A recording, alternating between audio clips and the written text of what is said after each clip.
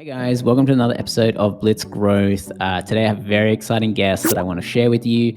Don't forget to subscribe and follow along in all of our different interviews and podcast sessions that we do. Today I've got Reto here, and he's got a very rich history of founding companies and growing them extremely successfully. We're going to go through his two most recent ventures, mostly Chaiz and Follow Alice, which is in the travel space.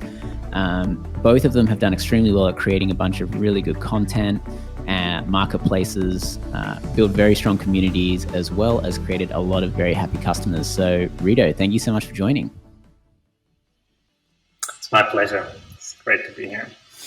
So I always love starting off by asking someone to give their own elevator pitch. So if you were to introduce yourself to a company or at a business meeting or a function, how would you kind of do your elevator pitch to get people excited to talk to you? What would you describe yourself as? Yeah, I think there's probably 2-3 elements that I would highlight. One is I absolutely love and I'm very excited about building things and bringing ideas from, being an idea to a reality. I really enjoy the 0 to 1. As soon as something works, I almost lose kind of interest. So I really enjoy this like early stage thing of building a company and bringing an idea into reality. The other thing that gets some interest, sometimes a little bit of controversy as well, quite contrarian sometimes, and I would call myself quite an independent thinker. So that leads to quite interesting discussions, I guess, with many people, not only about business, but sometimes also at the dinner table. Nice. Great. And then jumping in straight away to one of your kind of longer standing startups, Follow Alice. How did that get started? I know it started in Kilimanjaro, but how did that go from you just being there and working at and then turning into a big travel company in the end? What's kind of like the quick kind of founding journey of that? Yeah, it's quite a unique story, I would say. I was climbing Kilimanjaro myself. So back at the time, I was working as an investment banking professional in London on a trading floor. And with a few friends, we decided to climb Kilimanjaro. And I wasn't big into hiking that much back then. We just joined, and it was like, as of today, still one of my best experiences ever.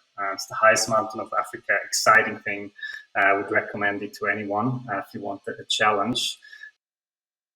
So climbed that, and I met a lead guide that took us all the way to the summit. His name is Chris. He's born and raised in Tanzania. And his dream was basically to found his own Kilimanjaro operator. He started as a porter, worked all his way up as a guide, has been on the mountain 20 years, and that was kind of his dream. And he told us about his dream, and it just sounded very exciting. So together with a friend, we said, let's just do it. You take care of the operations in Tanzania, and we take care of website marketing, etc., etc. So that was the inception point of the story. And initially we just started out as a Kilimanjaro operator. So we organized Kilimanjaro climbs initially for friends, etc. And we sort of figured out that there seems to be a need in our demographics that adventure travel wasn't really on the radar yet. So we sent people there, and then they came back and asked, like, that was actually amazing. Before I was mainly going to beach holidays, etc. What else do you do? And then we started adding other trips. So the next trip we developed was gorilla trekking in Uganda, and then branched out to Asia as well, Sri Lanka, Everest Base Camp, Bhutan, etc. So that was kind of the start. Yeah, well, it's super interesting how you kind of niche down into the, I suppose, very unique adventure sort of category, because you're doing some very interesting trips. But going back to, the hardest thing in any business is making your first dollar. How did you make the first $1,000 revenue from Follow Alice? Yeah, it's actually the funny bit about this. The first $1,000 were super easy, but the first 100,000 was incredibly difficult. So we started with like a bunch of friends, kind of personal network. They were excited, they heard about the trip, they wanted to do it themselves. Mm-hmm. So that was actually very easy to get like initial traction, and we got probably a bit too excited. So we thought, okay, well, that's great, but problem then, you can't really build a business just based on friends. So we had them, we kind of exhausted our, let's say, relationships at some point. And then the question is like, how do we bring it, from, let's say, a few $1,000s to $100,000? And then the whole marketing part started a lot. So we invested into SEO. SEO is very competitive already in that space. What really worked well for us was YouTube as an acquisition channel. So all the trips that we run, is heavily or is very well suited for answering questions. So people, before they climb the 6,000 meter high mountain, they have a lot of questions. How do I need to prepare? What's the packing list? What do I need to bring? What's the weather like? What's the temperature? What is about altitude sickness? So there's a lot of questions that people have. And when we started off, most of the content was actually written. But the world was moving into the video direction. So I think we were the first ones that actually produced fairly high quality video, short and snappy, that really answered these questions that were digestible in a few minutes, rather than reading 1 hour blog post, etc. So I think that was one of the keys in the getting from a bunch of friends to like building it up to a broader business. Yeah, it is really interesting how SEO has become, the holy grail in the recent 2 years. But I was going to bring up the YouTube actually. You've got a very professional looking YouTube channel. It's got a lot of great content on there, and you can definitely tell that you've figured something out, because a lot of your videos are kind of like 50,000 plus views.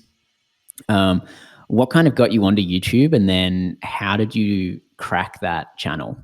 Because I know people are creating hundreds of videos and still only getting a few hundred views. How did you really kind of figure out how to use that channel to generate a lot of awareness? And then how do you turn that awareness into customers for your travel trips? It's a good question. I think there's several factors that play together. I think one important one was, at the very beginning, even when our budget was even smaller, was really to be as authentic as possible.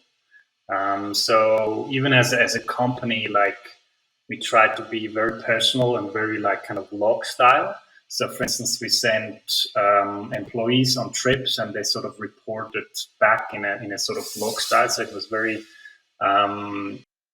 very relatable, I think, for people to kind of be in the shoes of an employee of the company. Very personal as well. I think that connected with a lot of people. And yeah, apart from that, I think in the company space, we were the first company that really tried it, that really also answered the questions, like technical questions. So there's like one part of the competition is vloggers, but they mainly focus around the experience. And then you have companies that answer the questions that people really have before the trip, which what we do, and we kind of combine the two into one. So we try to be as exciting, as relatable and personal as possible, like vloggers, but at the same time be the company that answers the question that people have and need to prepare for such an adventure. And then maybe lastly, I think travel, particularly adventure travel, is highly visual. So the sort of Instagram hype was still becoming big, like YouTube was becoming big. We started 4 or 5 years ago with that. And again, a lot of the old incumbent players, they just didn't leverage that visual opportunity as much as we did, I would say. Okay. So very question and answer based kind of content. And then what are 3 tools that you use for that to help organize you, help create better content, or even manage the team? I assume there's a team doing it now, because there seems to be a lot of different video types and different people appear. But what's kind of like your top 3 tools that saves you a lot of time? For YouTube, I wouldn't know, actually. I'm too far. So we have a team that's like our his name is Brendan. He's a fantastic guy from the UK. He's been on trips and he does the video editing. Then we have a lady called Chaiz. She's a voice artist, so she's doing the voiceovers. And then we kind of, everyone on camera is someone from the company. So I was on some of the videos, and again to kind of bring, put a face to the company. Like, people want to know with whom they actually travel. Like, particularly if they spend a high amount of money with the company, and they spend the most precious time with them. I think it helped that we put like just faces of the company there, even though not all of them always were professional. The videos that I did are far away from being like a professional presenter. But that was kind of the philosophy behind it. In terms of tools, I know that we use like a research tool for like kind of YouTube SEO, to gain like insights into research, same as you would do for SEO. So would advise obviously to anyone to make use of these tools, have a look at what competitors doing, what videos perform well. I think a lot of the tools that have been used in SEO can be sort of applied in YouTube as well. And the key is really high quality content. I mean, I can't really explain how YouTube figures it out, but for us, we've thrown out a lot of content and we really see very clearly like good content that people that answers the question, that is high quality, just performs better. And if you just throw out something without really understanding what the question is, what the user wants, it's not going to perform. That's at least what we experienced on our channel. Nice. And is there any travel bloggers or brands in the travel niche that you think are doing content on YouTube or Instagram really, really well? Like, is there anyone that you're sort of like, wow, these guys are doing a really good job? Apart from yourselves, obviously. Yeah, definitely. No, I mean, to be honest, like, there's amazing, I think the whole travel blogger, Instagram, YouTube space, there's like amazing talent. Like, there's people out there that, they edit stuff so nice and so professionally. And it's practically a 1-2-man show. So I'm very impressed with a lot of them. I think one that I actually saw recently as an example, I think the name was Bonga Brothers or something. I hope I'm not mispronouncing it. So there's two brothers, and they did the Kilimanjaro climb actually with one of our competitors, and then documented it into 2 parts. And it was for the competition, but I must admit, like, it was a very exciting video. It was very well, the story was told well. We were very excited to follow their story, their climb, etc. of Kilimanjaro. So I really like those guys. And apart from that, you always forget names. I follow a few, but I couldn't tell you the names right now. Next question I would have is, there's a lot of travel brands, and a lot of them selling different packages, a lot of them, offering trips and that sort of thing. But, you did stand out, or you did differentiate a little bit. Like, how did you decide to differentiate? And was there anything that you thought like, hey, I need to do this, or I need to change my offering or pivot somehow to be different to all of these other companies? There's like the Top Decks, the Kentikis, and all the kind of like the mass, travel trip organizers. Did you kind of understand something or change something at some point to be like, all right, no, we definitely don't want to go down that path. We need to differentiate. We need to do these 3 things. Yeah, it's a good question. I think, Follow Alice is a little bit of a purple cow in terms of the brand. And at the beginning, sometimes we even got criticism by some of our angel investors for that, interestingly. But our philosophy was always not to be a functional brand, but to be an emotional brand. So most of the brands that you'll see as our competitors, they called Much Better Adventures, Chi Adventures, Intrepid Travel, Kontiki. It's all kind of functional branding, whereas our idea was always to connect more on an emotional level, to have like an emotional brand. And there, like, Alice came up, like Alice in Wonderland is kind of the backstory of that. That this girl that goes exploring down the rabbit hole, and so we decided to go with something that is kind of unique, and that should connect with people more on an emotional level rather than on a functional level. So that's where the brand came up. And generally, something to say maybe as a background from the travel industry. The travel industry is a very fragmented industry, and usually, if you purchase a trip, let's say from Kontiki, they are the brand, but then the ground operators is a different company. So they're ground operators, and then they white label the product to a certain brand, but they execute trips for different brands. Now, the problem with that from a branding perspective is that it's detached. So we always put, like, for instance, our local leaders in front of the marketing as well. So you will see, for instance, our lead guide Chris talking in a video. You will see them on the website.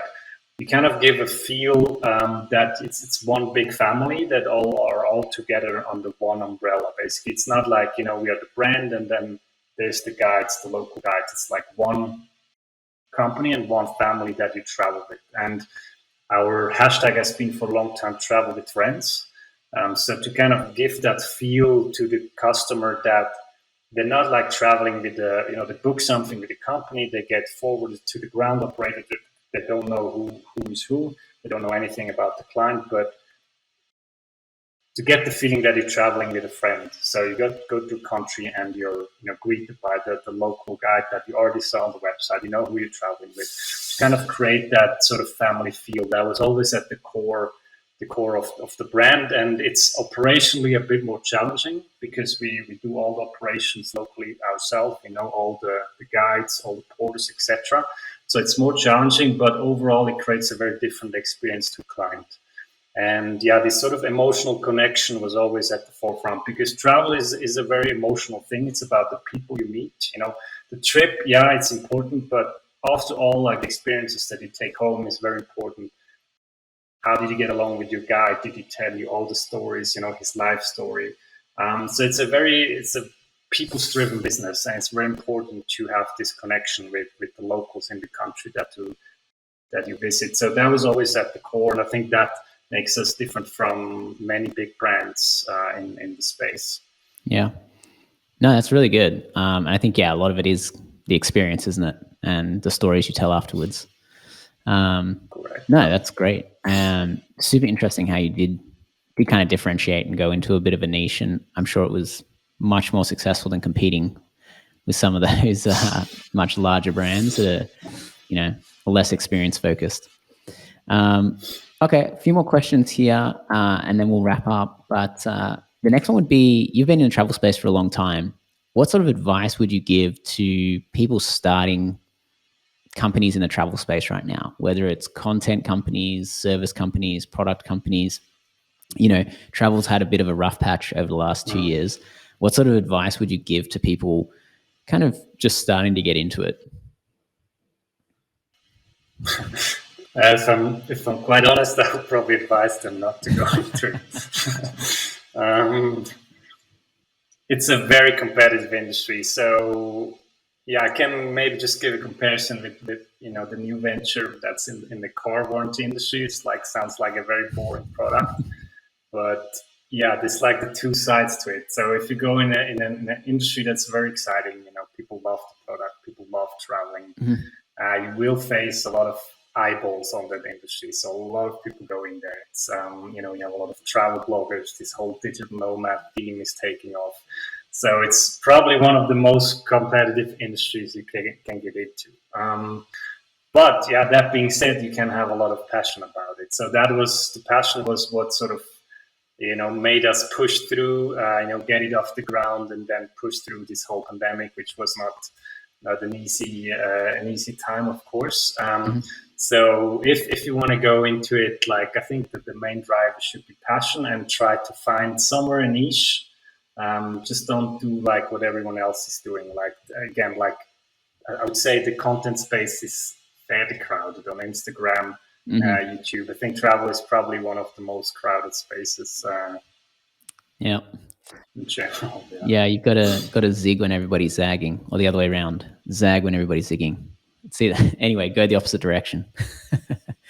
Alrighty, that's great. And then, where can we find more about your ventures, more about your story, the different companies that you've worked at, or if people will want to get in touch with you about, the stuff that you're doing in terms of, travel or your new venture in the auto industry, where can we find you? Where can we get in touch?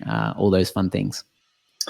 Myself, I'm mostly active on LinkedIn. I don't really use Twitter or any other platforms. I try to, reduce my social exposure as much as I can. But I'm pretty frequent on LinkedIn. And if anyone is interested in an exciting adventure, followalice.com is the website. And I think the car space is probably a bit more niche. So it's at chaiz.com. Yeah. No, I think you nailed it. Like, a lot of people want to go into these exciting industries, but they don't realize how hard it is to break into and how competitive it is. But, the riches really are in the niches. Finding smaller niches in less exciting industries can be a lot more profitable, because we work with a lot of brands and they range from the super popular ones that are massive. And, it's a very small number of people in that industry that make that. And then we work with other brands that are kind of very niche and there's not many people in that industry, but their profitability is crazy, just because it's maybe a product or a service people need, and it doesn't have 30,000 people on Instagram trying to grab that customer's attention. There's only 2 or 3 brands trying to grab that attention. But yeah, anyway, I diverted a little bit, but you basically you pay a price, you pay a premium for being in an exciting industry. Definitely. Reto, thank you so much for your time. I really appreciate it, and everything that you've shared, super valuable. And I think there's a lot of lessons to take out of it. So I really appreciate your time. Have a fantastic rest of the day, and thanks for coming on the podcast.